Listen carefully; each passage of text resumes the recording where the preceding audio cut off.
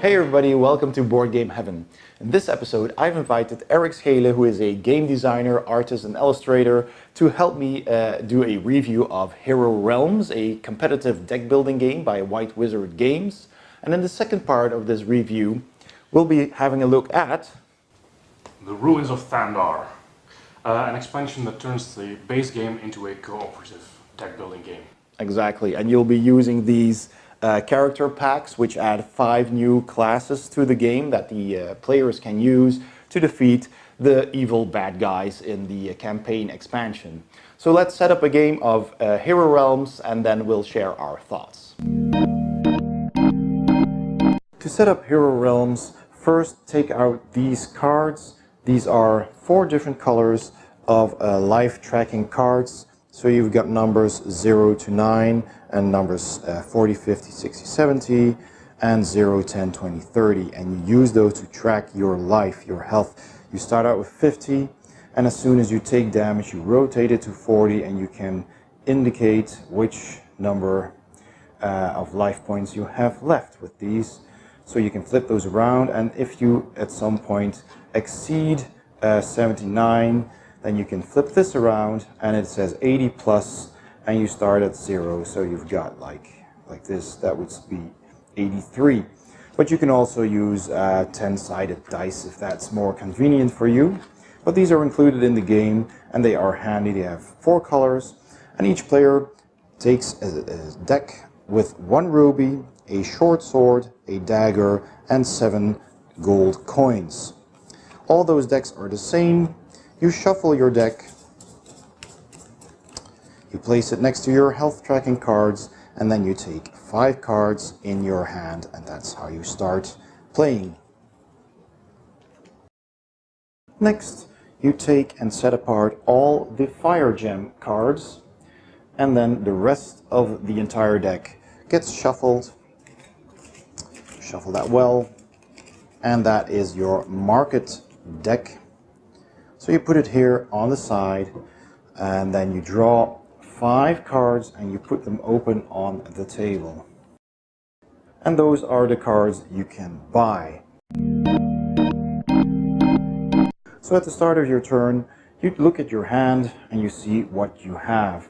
Now these cards will give you money to buy other cards. That's always indicated with a yellow gold circle with a number in it. And the red shield with the swords, that's the damage you can deal to either the opponent's champions or characters or the opponent himself. So in this case, on my starting hand, I've got 4 gold and I could purchase any card that costs 4 or less. So in this case, I could get this one or even this one, or maybe I could combine cards, and you can always get one of these fire gems for 2 gold. But as soon as you buy a card, the card that you bought gets replaced by one from the deck. So I might just try my luck and see if I buy this one, I can always still buy a fire gem and then see what happens, or I could buy that one. You know what, I'll go for the red card. So there's different kinds of cards in here. There's yellow cards, there's green cards, and there's red cards. There's also blue cards in the deck. They all work differently. So red is more aggressive, white deals more in, like militia, they have attackers, but they also get you money. Green is also, it cycles through your deck and also have some aggressive animals in it, creatures from the forests and such. And there's the blue deck that deals more in, trading, also going through your deck, getting some more money. So there's different strategies, and it is always best to focus on 1 or 2 colors to put in your deck instead of multiple colors. So in this case, I might pick up this one, and each card you buy turns up in your discard pile, which you keep next to your draw pile. So that cost me 1 gold, so I've spent this one. This card gets replaced. Here's a blue card, for example.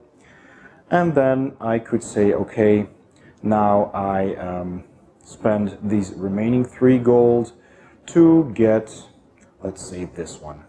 So I think I'm going to focus on a red and yellow deck. So that's basically the setup of the game and how you spend your money to gain cards, and cards get replaced. And then next, you can still use your damage points to attack. Now, in the first round, the other player does not have any champions or something else to attack, so I could attack them directly, so that's 3 damage. They take their counter marker here and put it on 47, indicating that they had taken that damage. Then at the end of your turn, you take all the cards that you either spent or not, or cards from your hand, and you put them all in your discard pile. And then you draw back up to 5 new cards. And then the other player starts and does the same, and that continues until one of the 2 players has been reduced to 0 health, and then the other player has 1. So let's talk about the different cards for a bit. So you've noticed all these symbols, and we've already talked about the gold being the money that you need to buy these cards with, and the red being the damage that you do to your opponent. There's several other symbols as well. So for example, take this card here that has a blue symbol here at the bottom, and that means that this card always does 7 damage, but if you have another blue card in play, not this one itself, but another one, you can also stun a target champion. I'll explain what that means in a bit, but that means if you have multiple cards of that color, you can use an extra ability on that card. There are also cards that have this symbol over here, this trash can, and that means that in this case this card does 8 damage and that opponent discards a card.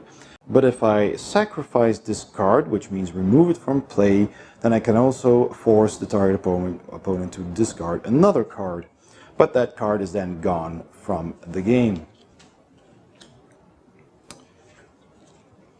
Here's a card that has green symbols on it. That means that's a health potion, so you add hit points to your life. And this again means if there's another white card in play, I get to use this ability as well.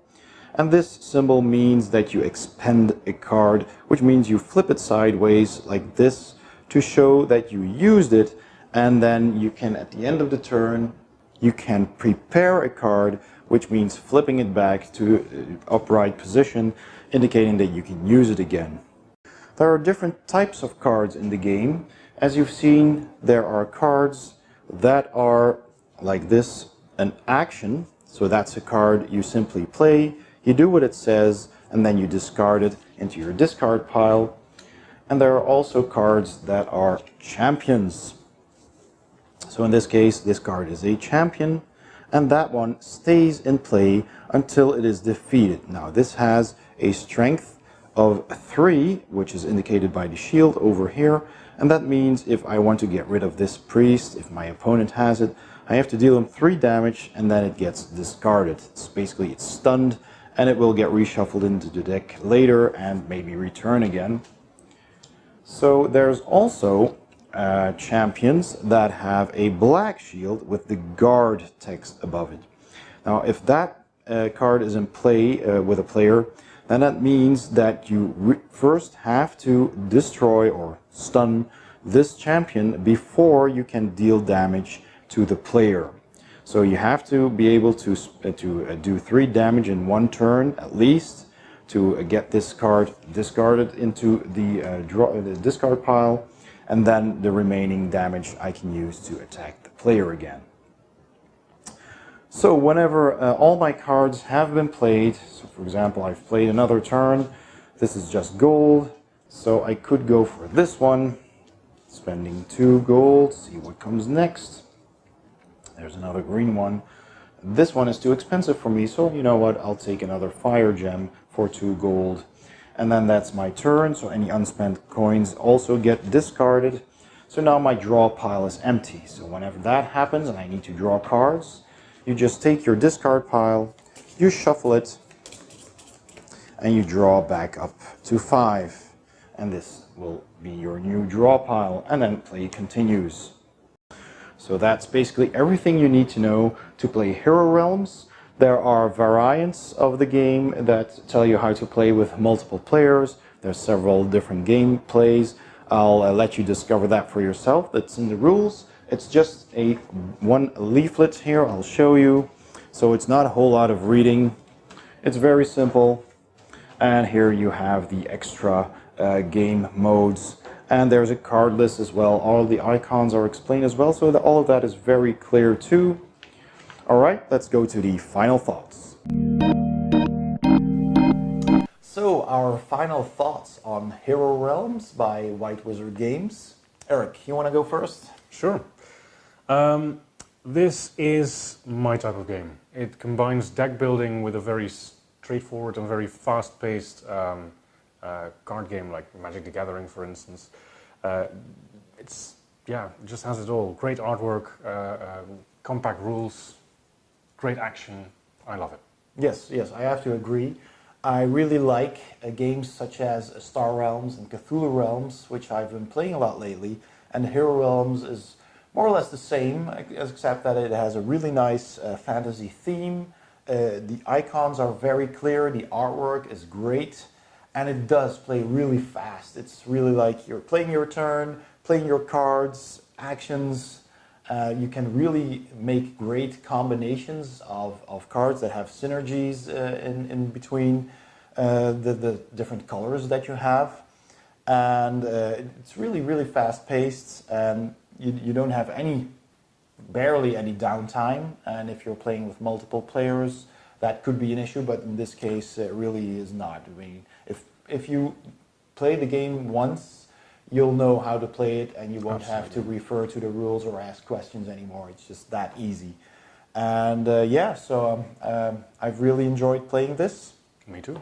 So yeah, in my opinion, this game gets a big 2 thumbs up.